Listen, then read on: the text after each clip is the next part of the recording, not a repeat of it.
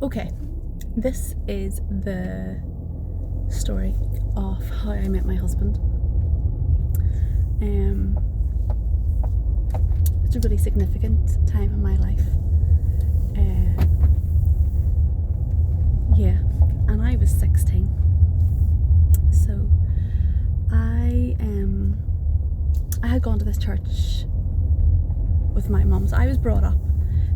My mum was a Christian, my dad wasn't. My dad was away a lot with work. He was a soldier. Very strict man, but in a really lovely way. When my dad said no, it meant no. So that was fine. And my mum, because my dad was away either training or he had a pretty high position, he's a very trusted man, very hard working, a lot of integrity. My dad's a lot of integrity. And my mum spent a lot of this time obviously on her own rearing us. There was three of us. There was my older sister and my younger brother, and I was the middle child. Ooh, the middle child syndrome. I don't suffer from that at all. I was a good kid, and I'm saying that because my mum said that. Okay, that's not from me. You ask her and she would say the same. She's like, Emma, anything else you do, you would do. You were obedient, you tidied your room, you never really give cheek back. And to tell you the truth, I was frightened of my mum because she ruled with an iron rod. She had to discipline us because my dad wasn't there all the time. So, and she took no nonsense from anybody. I'm painting her in a really bad light. She has a very kind heart. She would give you her last. She does a lot of if someone needs something, she's on it. I know if I ring my mum and go, Mum, this person is in need of this, she's on it. She's a real giver. She was brought up with not very much, so she knows how it is to live without a parent. She knows how it is to live in poverty. Don't really like that word poverty because it's not really poverty in the first world basis compared to poverty in the third world when people really have nothing. So, but as it goes, she's living not very much. So I think that's where her heart comes from her giving, and so much so that she's so overzealous about it that she sometimes gets on your back and she's borderline interfering. So, but I know if I need anything, my mum's gonna be there, and my dad as well, for me personally. But in a Christian perspective, my mum's on it. She's like a wee worker bee. She's a worker bee. That's exactly what she is. So she would be taking us to church nearly every night. Nearly every night we were there. There was Wednesday midweek service, Thursday prayer meeting, Sunday morning, Sunday night, and then there would have been house meetings throughout the week, and we went to people's houses. No, I was always at church. My life was God as a child, and you had to behave in church and all that there. So brought up in a Christian home, and my mum would have taught me things as a child in scriptures, and not tons and tons and tons. She wasn't Bible bashing me around the head. She did enough, and she just loved God, and she taught me about all sorts of spiritual things, especially deep down into demonic things and stuff like that. She would have been really well taught and well versed in those sorts of things. Now, is she perfect? No. Does she get things wrong? Absolutely. Don't we all? So some of the wee things I'm like, Mum, I don't personally agree with that, or I don't see it that way. And she's very good. She'll be like, oh, right, tell me more about that. And now the tables have turned, or as I'm older now, and I'd be like, that's not the right heart, Mum. And she's like, oh. And she feels a bit convicted, and she'll tell me that herself. She's like, Emma, I was trying to pour into you at the start of all of this year, and now you're doing it on me. So train your child up in the way they should go, and not depart, and that is truth. The Lord only speaks truth, and that is truth. It doesn't matter whether you've been living in sin, and you can listen to my videos. There's been a lot of massive mistakes that I've made in my life. I'm not just talking about being down in the pub having a few drinks, and that is no less a sin if you're supposed to be a born again Christian than the stuff that I've done. And by no means finds is my sins the most horrendous by how us in our flesh would measure. This is the thing, we measure all this. God doesn't measure like that, sin. But yeah, so you can check those videos out if you want to hear all my confessions. And so we were going to this church, and our pastor was an elderly American man, and like him and his wife had got on in years, and they had decided that they wanted to go back to America to be with their family because they were getting older, and they knew they obviously didn't want buried in Northern Ireland. They wanted to go home to their family, so that's what they did. And they had got in touch with another pastor that they had knew. I don't know how they knew them. I don't know the story behind that, but he had agreed that he would take our church on, and our church would amalgamate with his church, and he would shepherd us, and that would release the pastor to go home to America. He's from Arizona, and so that's good. And so that happened. We then merged. Like, they didn't just disappear. They were there for a good while till we merged and got things sorted, and then they went back to America. So we were now in this new church. So we were going to this church, and I always had the wee job of back in the day there was no electronic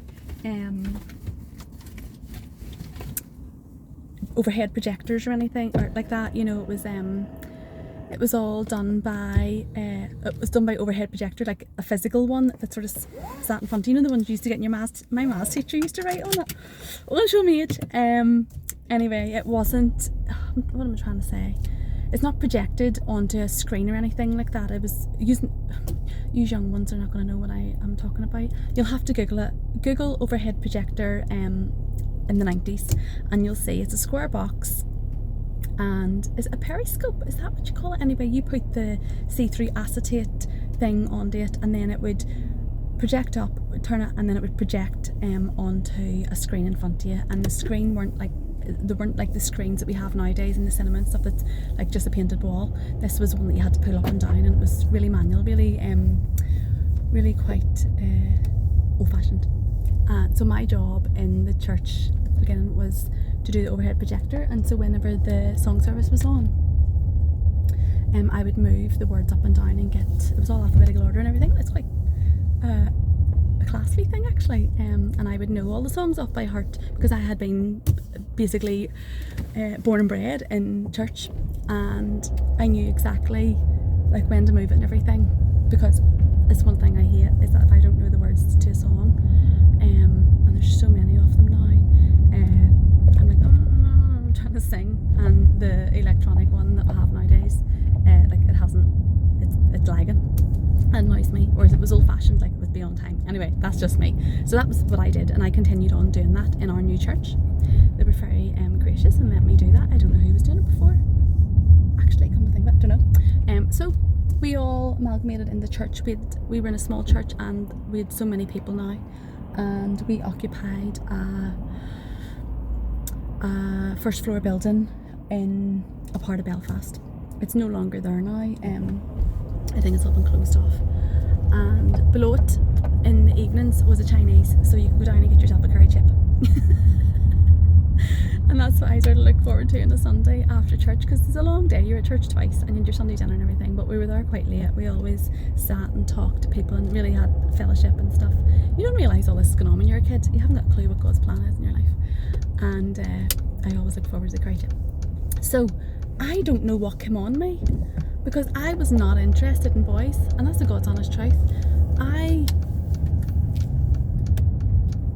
wasn't boy mad, like I really wasn't.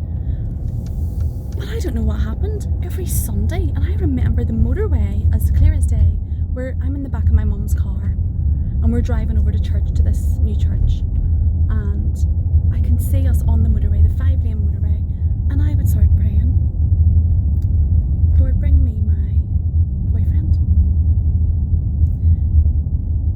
Now, even at that age, I must have understood to ask God for stuff. I wasn't going age, I was very different in school. I had lots of friends. It wasn't an issue, but they weren't really my friends. Like I had a few close friends, were good kids, good girls. My mum was happy for me to go like do sleepovers and stuff with them. I knew their parents quite well, but they weren't Christians or anything like that. But they were good girls. Like they weren't up to any nonsense. They didn't ever try to lead me astray. Really, were just teenagers, and we loved makeup and hair and all that sort of stuff and fashion and the Spice Girls. Sorry guys, I love the Spice Girls, and their songs were so catchy, and sure they couldn't sing, but I loved their fashion, and I love fashion, and there's also Westlife, and Westlife were great. Oh, they were great. Don't listen to those songs. I don't listen to any more secular music anymore. That's just me. Yeah, that's just personal conviction of mine, because I really, really love music, and and it's part of what God has put inside me, and I need to use that in the right way. And music led me straight back into the world again, and has a real emotional pull on me. So God showed me that from the very beginning last year. So I personally just don't listen to a lot of, well, no secular music. Only there's been maybe 2 songs that have appeared that God has given me, and I have listened to them, and I know God's trying to tell me something in that, but I'm not going to worship it, and I don't go actively looking for that anymore. So anyway, I start to pray. Like I didn't realise. So I can sit here now and I will advise you, do not go in your own strength and try and look for a partner. Okay, so if someone has listened to this and they are nearby themselves for a Christian man or a Christian woman, don't go looking. Don't do this in your own strength, really. Anything, right? So we'll go back to that scripture again that my mum was bred into me as a child. Lean not on your own understanding, in all your ways acknowledge him, and he'll direct your path. So what that means is pray. Ask him for what, not what you want, what he knows what you need. So do not say, this was my prayers, right? Lord, bring me my boyfriend, and I want someone really like tan skin, dark eyes and dark hair, and tall and just really handsome. And in my mind, this is what I was going to get. Now, remember the prayers, praying the wrong way. As a kid, I didn't know. Like, I'm still praying to him. I'm praying to him, Lord, bring me my boyfriend, bring me my husband, bring me my husband. At that time, I don't think I was praying, bring me my husband, but this man that he brought became my husband, and God knew what he was doing. And God doesn't change his mind. So if he's given you a promise of something, he doesn't. He's always the same. He's so full of truth, and he's so righteous. He's so right. Okay, so whatever he brings you, trust the process. Trust the process. Anyway, I didn't get the dark hair, the dark eyes, and the tanned,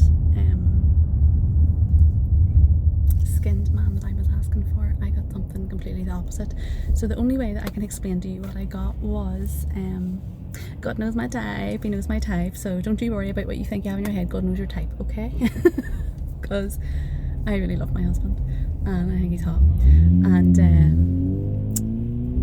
you know what, when I first met him, like, he was hot to me, but he wasn't so hot. Like, he has matured like fine wine. Should really say this to him actually more often, God help him. But no, we don't want to make his head too big. He's mine. So God brought me my boyfriend, and all of a sudden this young fella appeared. Well, he wasn't a young fella, he was a man. I was 16, he was 20.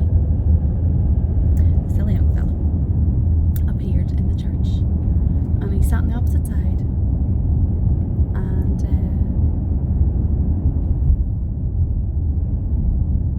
wasn't flamboyant, wasn't bold, was very quiet. A lot of the time I stared at the back of his head. I liked his neck. I'm like, oh, he's a nice neck. And I'm like, oh, Emma, stop. But God doesn't want you to think that way. God had put it in my heart to like him. So yeah, there you go. Sometimes you just have to listen to those wee things God puts inside you. God will I had spoke about this before. God puts the desires of your heart in your heart. He puts them there.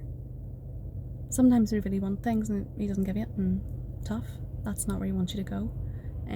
But whatever God wants you to have or sees your future mapped out before you. I'm 21 years married to that man. And as I sit here and tell you this story, my husband is not with me at the moment. My husband is not living with me. So this is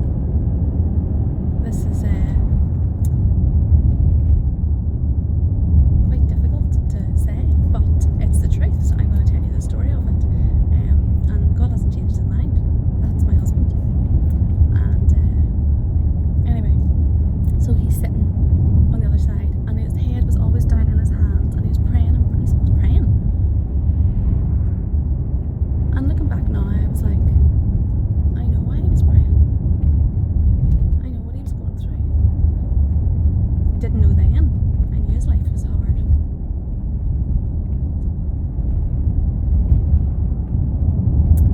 And he's quite humble, quite quiet. Dressed very plain. There's no colour, grey, dark.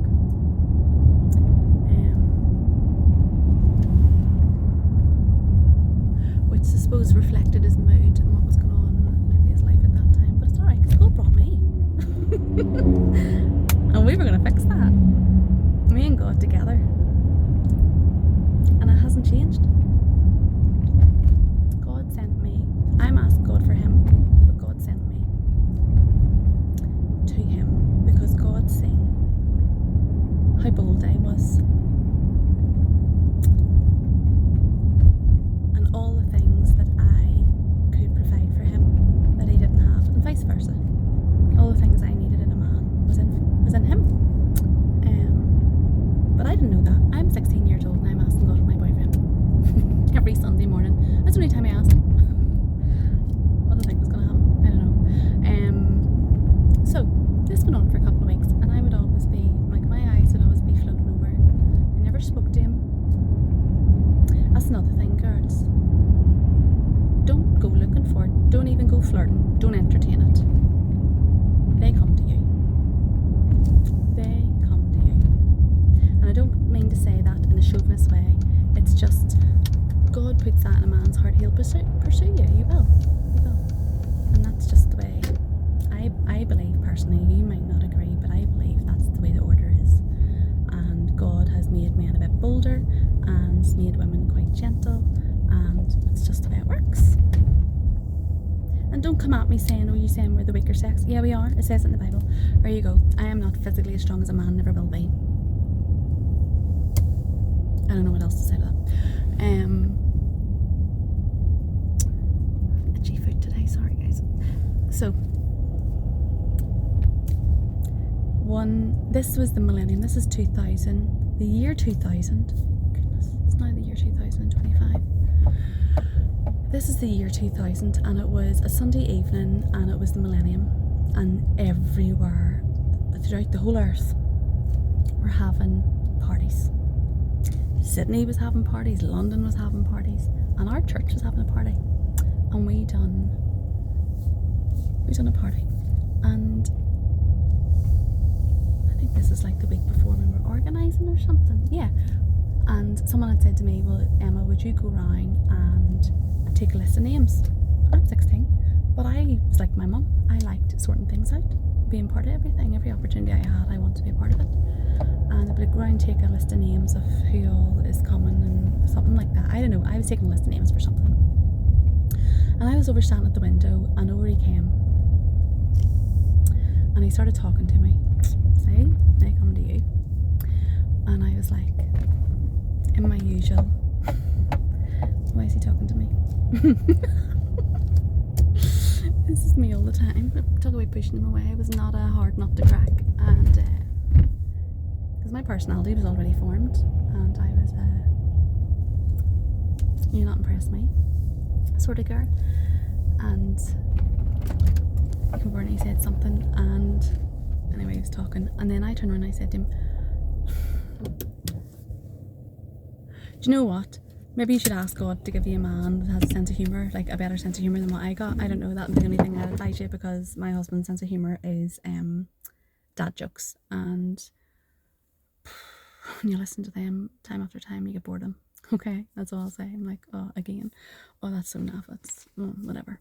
And he came over and I said to him, what is Sydney's surname? There was a man called Sydney and his wife, and I didn't, because we were new to the church, I didn't really know everybody's names. And he said, Harbour. Harbour. And I went, oh, right, okay. And I went to write it down, and then he's like, and I was like, what are you laughing at me for? And he says, you not get it?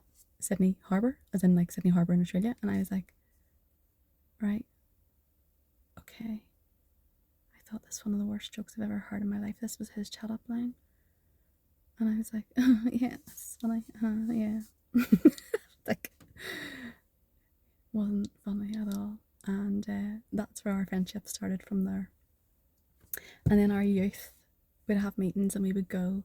And then we had a night out ice skating. And there's only one ice rink that I know of in all of Belfast, maybe not in the north of Ireland, but in all of Belfast, is St Donald Ice Bowl. And we went there with our youth. Well, my husband wasn't a very good skater. He was like Bambi on skates. This is no word of a lie. And he's skating like this here and grabbing and grabbing. And I was like, what is he doing? Because me and my sister, my brother and stuff, like, we could skate. We weren't fantastic, but we could skate. And I'm skating around, and he's like trying to come around with me, and he's like trying to go fast, and his legs, he's all over the place. Now that was funny. And he grabs my top before he falls, and my top was like right off my shoulder, and I was like, oh, he nearly pulled my top off me. Very improper. And I was like, get off, get off. And he fell, and we laughed and laughed and laughed. And it was really quite funny. And do you know, he still can't skate to this day. He's like Bambi. I don't know. Oh dear Lord, it's not his forte. And that's where it all sort of hit off. We would go after church. So I had a friend, and she'd started dating the pastor's son, and we would go out. We would go down onto like the Lisburn Road, and we would grab some food and stuff, and we went out with them one Sunday evening, and it was Valentine's Day before that, and he had sent me these flowers, and they were, obviously he didn't know what flowers I liked or anything, or well, I didn't know what flowers I liked, but he had sent me this massive, huge bunch of sunflowers. They were really bright and amazing. And I'm not going to give him credit for that, because I think he just said to the girl, send whatever you have, whatever's nice. And that's what she had sent, was these massive sunflowers. They lasted for ages. And I remember coming home from school, because I was doing my A-levels, and no, this was 5th year, sorry, this was before I had moved to another school for my A-levels, and they were in the sink, and my mum and her friend was in the house, and she said, there's flowers in there for you. She wasn't too pleased. And I went in and I looked at it, and it had, what did it write on it? I still have the card to this day. I'm going to have to hook it out. There's something corny on it, but I knew they were from him. I knew they were from him. And I was like, oh, what's going on here? I forgot all about asking God to bring me a boyfriend. Really did. But it was in my heart that I wanted a boyfriend. And then that was the night we had gone out down the Lisburn Road for something to eat. It was Wendy's then. It's not there anymore. It's Boojum now, I think. Yeah, it is. And after I'd got in the car with them, my friends waited, because they were going to leave me home. And I got in the car with him, and I said to him, why did you send me the flowers? And he was like, what? He's like, it's not pretty obvious. And I was like, well, no. Like, I wanted him to explain to me. I want him to ask. Do you know I'm still waiting for him to ask me to be his girlfriend? Never mind his wife. He didn't propose to me either. Yeah, yeah, that's the truth. And he was like, I like you. And of course he did. God put that in his heart as well. And there were other girls there his age and everything. There's a couple of them really liked him, and he was like, no. God had turned his heart away from them and had turned his heart towards me. And actually, before he even had come back to the church, because he wasn't going to the church at the time, there had been a picture taken of all these ones that had started at the youth that had come across, and his sister had put it on her fridge, and he had seen me. Now, I had my head shaved because Posh Spice was a real thing, and she had really, really, really short hair and like wee spiky bits at the top. And this is my sister, was like a trainee hairdresser, and that's what she'd done to my hair. Yeah, like my hair had always been long, and that was the one time that I just let her do whatever she wanted, and she basically balded me. Anyway, I thought it was cool, and I didn't look like a very girly girl at the time, but I like fashion. And he seen this picture on the fridge, and he said, he told me this story. Obviously, I wasn't there. And he said to his sister, who's that girl? And she says, whenever you mind about that there at Emma, she started the church. And he said he knew there and then he was going to marry me. Never met me, never spoke to me. He knew he was going to marry me.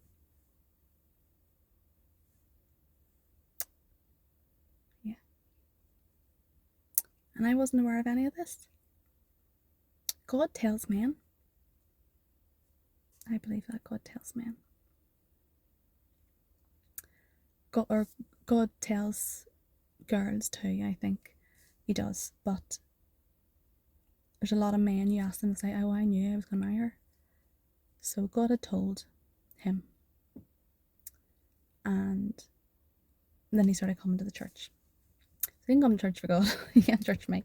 Anyway, if that's how God had to get him back to church, then whatever, he used me to do that. Sure, that's good. And we started going out and everything, and he became my best friend. So much so I didn't go to see my other friends or anything from school or anything like that.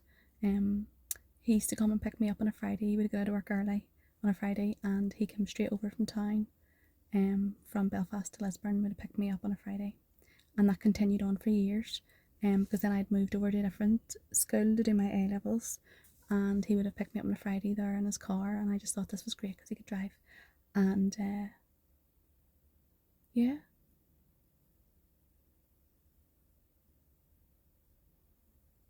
he's my best friend. So I say all that to tell you, God will make it happen. God knows what he's doing. This fella came to me, and he was not what I had asked for, but I was really attracted to him. And there's lots more to my husband's background that was not really attractive. So he didn't live in good circumstances. He didn't have very much. Even at the age of 20, he lived with his mum and other issues. And I don't want to speak about that because I'm not going to talk down, but there's things going on in his life, and he didn't have a lot of opportunities, and didn't have an easy life. His childhood was not very good, and I'm hoping that one day he'll give the testimony of that about his childhood, and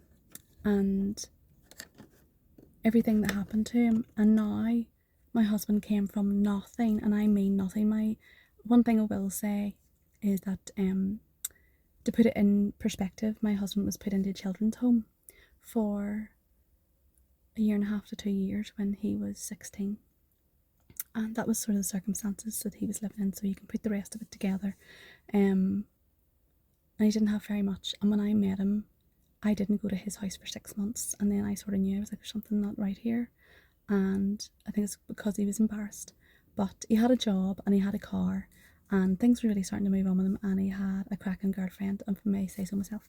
And my husband, even when we were boyfriend and girlfriend, like I loved him. I absolutely loved him. And something inside me knew that I was going to marry him. He would have done anything for me. Anything. He was such a good boyfriend. He really, really was. So, I suppose that's why we were best friends. Because God set up with friendship first. And I just knew it would be a natural progression that we would get married. I didn't know when, like, but we dated for quite a while. My mum didn't particularly give him an easy time, but I suppose if my daughter was seeing someone that wasn't from, she was thinking they weren't like a favourable family, and she probably wanted better in the flesh. But do you know, when God has a plan, there's nothing's going to stop that. And he was the plan for my life. But when you're 16, sure, you don't know any of this. You haven't got a clue what's ahead of you.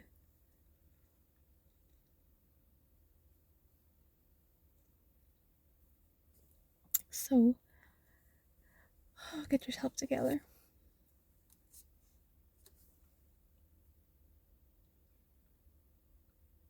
That's how we met. That's how God brought my husband. When I was young.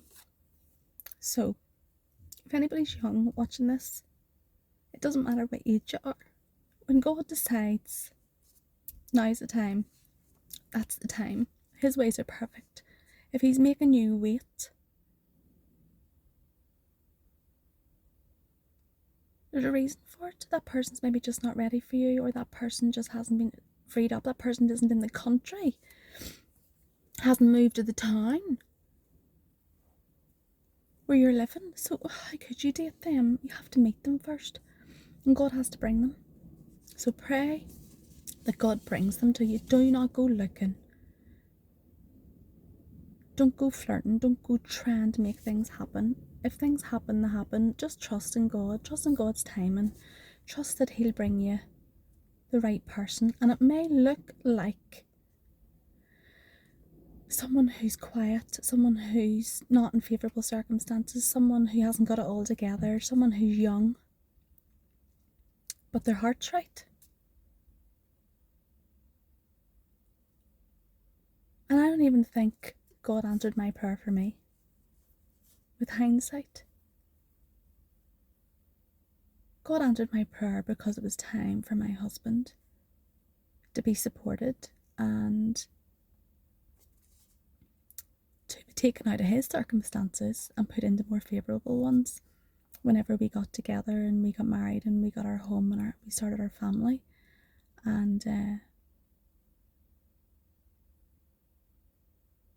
was time for him to have hope and a future. And my husband came from nothing, and he now owns his own business, makes a lot of money. And I thank God for his grace and his mercy.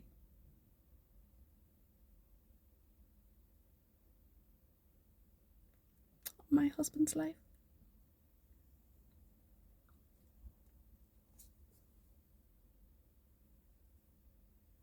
Because he must really love him.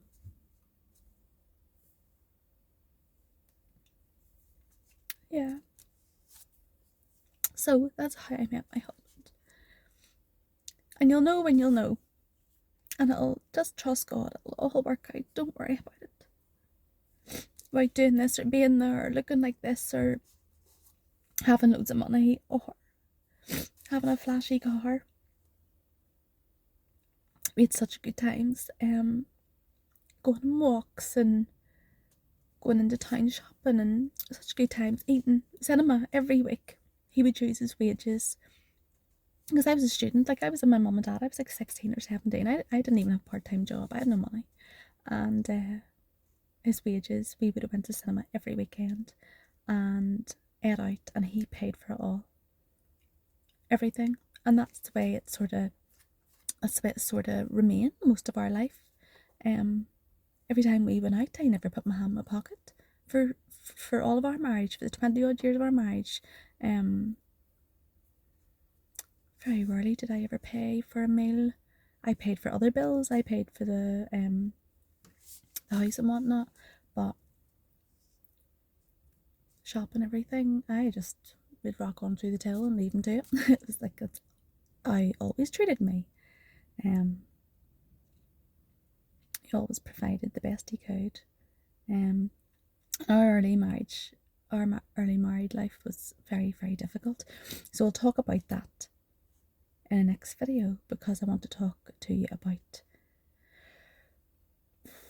what we got up to and how we made things very, very difficult for ourselves. But with God's grace and mercy, he brought us through all that. And when I look back now, I can see God's hands in everything, and that was a divine appointment. That date was set in stone that we were to meet, and our wedding, we get married on Friday the 13th as well. And every time I tell people that, they go, oh, right, oh, bad luck. And I'm like, I don't believe in that. Because nobody wanted to get married on Friday the 13th, so everywhere was free for us to be able to book and sort out and organise, and it was great. And yeah, there's lots to that story, so there'll be more coming because I'm quite aware that this has gone on very long. So lessons: ask God to give you the desires of your heart. He'll put them in there. Don't go looking. Pray for the Lord to bring it. Accept his timing, which can be very, very frustrating. I have lived in the quickness of God, and I have lived in the painful waiting of God, and it is what it is, because you don't want to ruin it. You want it to be done the right way, so sometimes you just have to suck it up and accept that and trust the process. Don't worry about a thing, it'll all work out. And back then I didn't worry about a thing the way I would. I know God's working in my life now. I didn't even realise that back in the day. And it'll all be alright. Fine. Be good. And he'll bring you something good. It's only good. It might look good on the outside, but it's really good on the inside. And everything he puts his hand to is good because he's faithful. And that is the start of my love story. So we'll do the next one in a wee while.